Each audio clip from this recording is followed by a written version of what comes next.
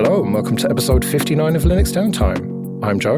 I'm Hayden. I'm Gary. And I'm Simon. Good to talk to you all. Thank you for joining us, Simon. You're welcome. We asked you to join us in the absence of Martin because we want to do a follow-up from last time. We talked about AI, and that is something that you know quite a lot about. You work at a university doing high-performance computing, and you're very much into this sort of thing, right? Yeah, that's right. A lot of it's for just playing around, but also I help researchers as well in building kind of AI models and stuff like that. Right. So you're a go-to person for this. I'm very glad you're here. So the question that I have for you is, how open source can AI even be in the traditional sense? It is quite hard to draw analogies with AI models. I mean, you can try to say something like, well, when you compile a piece of source code, then you end up with a binary blob at the end, and the compiler has done some sort of magic. But when it boils down to it, you can still step through the code step by step and see what the code is doing. With AI, it's a little bit different. So I don't know if anyone's studied the theory of AI, but a neural network is basically a decision tree where a computer is making decisions based upon probabilities. And that idea has been around since the 1950s or so. And really, the idea has just snowballed as computers have got better and better. And really, in the last 10 years, since we've had GPUs and deep learning, which is basically more and more layers of networks, then it's become really powerful. But maybe quite a few years ago, the very first machine learning you might have done could be training a model to read numbers. So you feed it a load of numbers, which is your training set, like written, handwritten numbers, and the computer can recognize numbers. And maybe the post office has used that for a long time. We don't know. No one has really complained about that being a kind of black box secret source because, you know, you can train that yourself. Yeah, but that idea of a black box, that is the key here. Most modern AI systems are just a black box, ultimately, aren't they? That's correct for a good deal of the open source, the non-open source models that we've seen. You know, most people will have heard of the DALL-E one from a company called OpenAI. Well, that was a company started by Elon Musk, Peter Thiel, and a few other shady characters. And Microsoft piled in about 2019, and then they basically turned it to a for-profit company, and they didn't release their code. But a lot of the modern AI/ML stack is open source. Everything from handling data with projects like Apache Spark and Pachyderm to training models and using frameworks like PyTorch and TensorFlow, and then on the deployment side, you know, where inferencing happens. Wouldn't you agree, Simon? Yeah, I think underpinning a lot of the AI models is open source software for sure. I think the issue that some people have got is that some of these models that have come out, you've just had the binary blobs, the kind of pre-built models released, and it is a black box. You don't know what's gone into it. And to find out, you have to kind of reverse engineer. You know, you have to basically try to get it to draw a picture of Richard Stallman. And if it looks like him, then you can kind of deduct that there is a picture of Richard Stallman in the training set. The difference with the recent Stability AI model is that they open sourced their training data, their inference data, and they've used an open data set. They welcome people to modify and extend their models.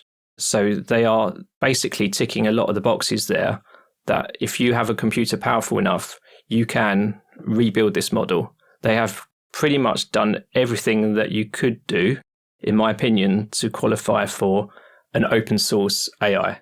Right, but you kind of glossed over if you've got a computer powerful enough. How powerful are we talking? We're not talking a couple of high-end graphics cards here, are we? No, it's they trained it on like 5 billion images, which is about 250 terabytes of data, which I do have that size of storage available in my workplace if I wanted to download that data set, I could do it. It's a big data problem. They have a supercomputer that's in the probably top 10 in the world to train this. They use thousands of GPUs. However, I don't think the barrier to rebuilding this model stops it from being open source. So do you think that it's not going to be too long before you won't need a supercomputer to replicate this? I can't even imagine where we're going to be in 10 years because the amount of progress we've seen in the last 1 year has been insane. It is a big data problem at the moment. And, 5 billion images in the data set now. In the future, then they're just going to have more and more. But I think maybe to bring back to the example where you could train a number recognition program very easily and very quickly on a CPU yourself. So that is available to you to do now, whereas in the past you couldn't do it. So yeah, potentially you could do this kind of problem on a consumer machine in the future when computers are super powerful. I think there's also some other things that you need to consider around the topic of open source. Is it accessible? They've actually democratized AI by making it possible for everyone to run the models themselves. And they can even fine-tune them. There's a community around it as well. So I think it's ticked a lot of those kind of boxes that also satisfy kind of the open source ethos.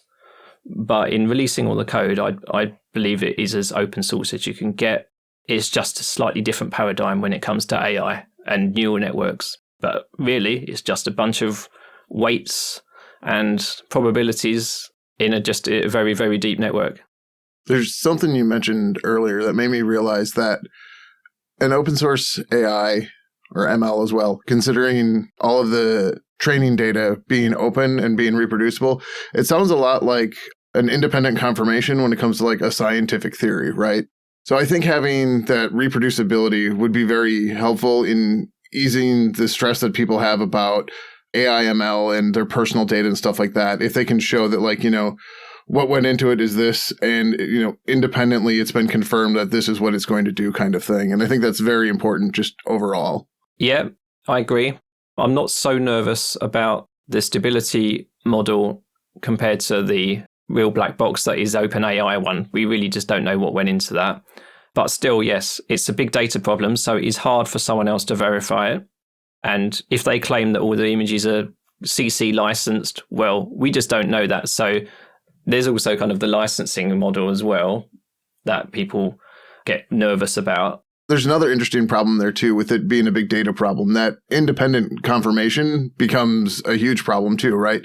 Not even just a storage point of view, like the amount of hours somebody would have to put into researching all those images, finding out if they're licensed appropriately and all that. So I think being open and upfront about that would actually, be another thing that would help people just really get behind it more than, everyone's being so pessimistic about it, that kind of stuff. Yeah. You know what we could do to solve that problem is we could use AI to look at the images and verify the licenses of them. I think it was Stephen Hawking that was a bit nervous about the whole idea of AI, because he said, well, if AI does start training itself on AI, then there'll be this kind of super explosion of electronic intelligence that's just going to overtake humans far too much. But we've seen what AI can do and what it can't do, and I'm not massively worried about it taking over and Terminator and Skynet and all that. You're much closer to it.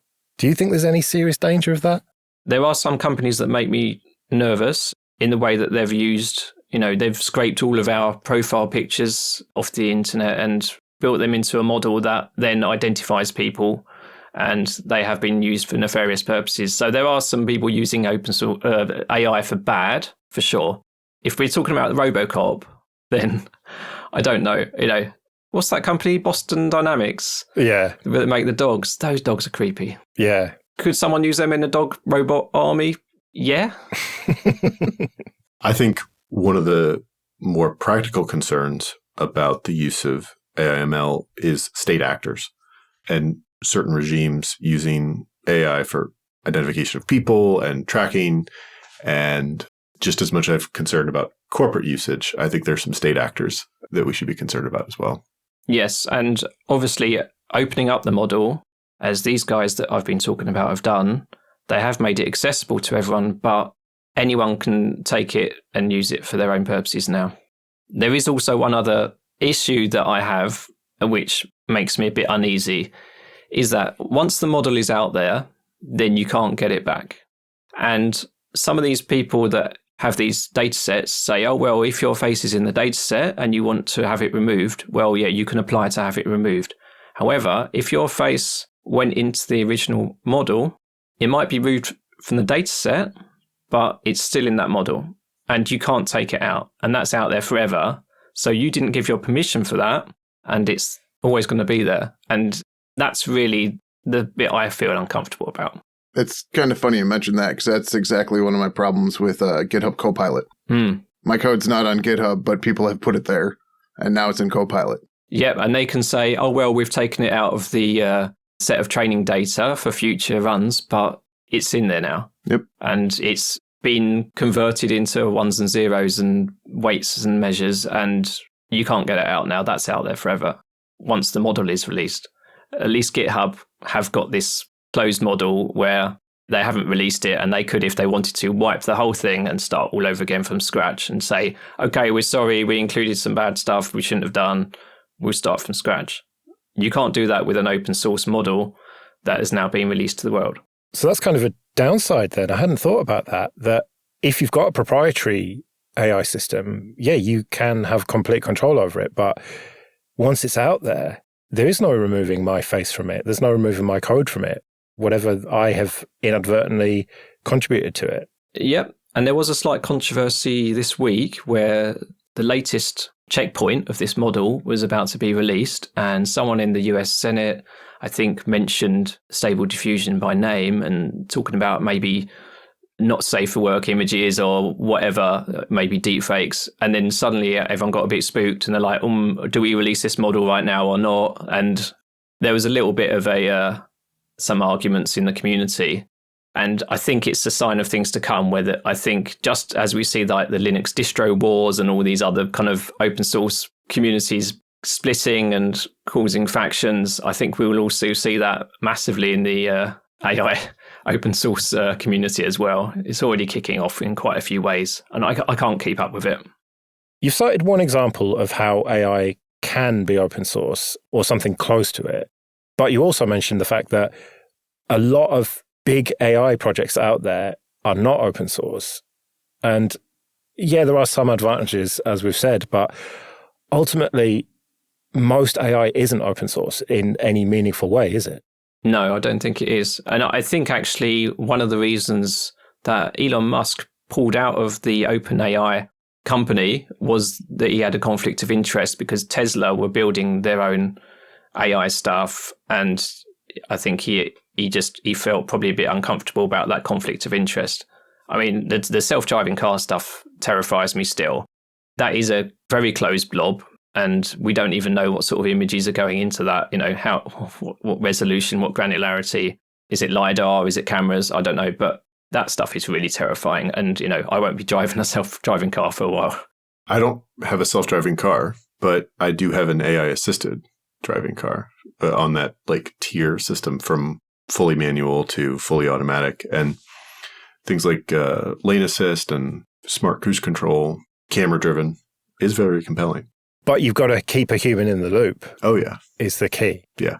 I mean, even with the self-driving Tesla stuff, you're still supposed to have your hands on the wheel. I know people don't. I've seen videos of people doing all sorts of crazy stuff, but it's not there yet, is it? And are you trying to say, Simon, that we're not likely to get there anytime soon, where you can just have a little nap while you drive to Scotland?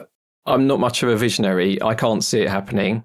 It just seems to be a more difficult problem to solve than motorway driving, where you are just keeping in lane and seeing other car-like vehicles on the road, and you're not seeing, you know, last night it was a trick and treat night around my local area, and all these kids were going around in black clothing, like little 5-year-olds and 3-year-olds just running out on the road. The whole idea of a self-driving car being able to make those kind of decisions, they were really hard to see. And I just can't see that happening in anytime soon.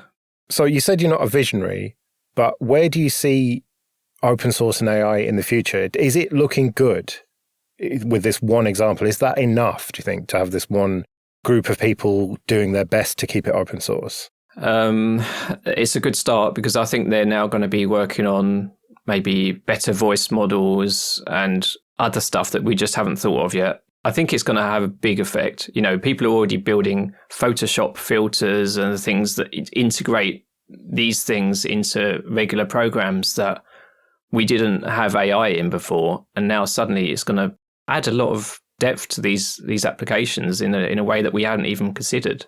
Yeah, well, we talked about that last time, about how Hayden reckons that open source developers are going to have to start incorporating this stuff to keep up. Yeah.